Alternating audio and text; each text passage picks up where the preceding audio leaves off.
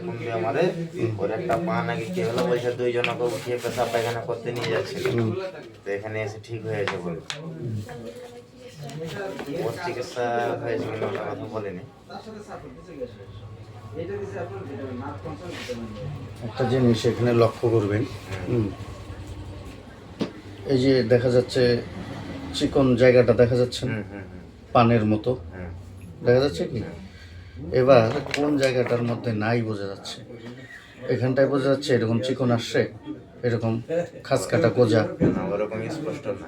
না না, এই জায়গাটা আরো এটা একটু বোঝা যাচ্ছে, এটা একদম কমে যাচ্ছে। হ্যাঁ, তাই কি না? কোনটা কোন জায়গা?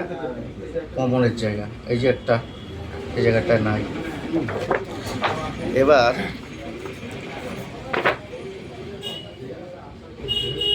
এখানে একটা জিনিস যেটা আমি দেখাবো, সে জিনিসটা হলো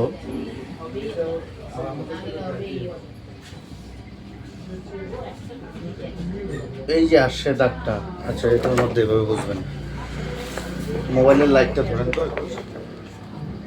ওই টিভির মতন থাকে, ওগুলো তো স্পষ্ট দেখা যায়। ধরেন। হ্যাঁ, এদিক থেকে দেখা যায় নাকি?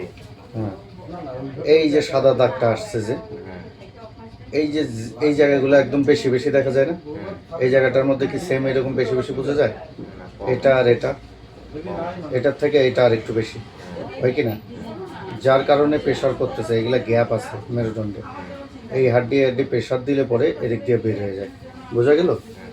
তো প্রেশার পড়ার কারণে সমস্যাগুলো বেশি পরিমাণে দেখা দেয়। একে বলে, আমার কেমন হয় L5 L4 বলে। হ্যাঁ হ্যাঁ হ্যাঁ, সেম জিনিস এখানে L4 L5, এটা তো বুঝাইছে আপনাকে অবশ্যই, L4 L5। আমি এগুলো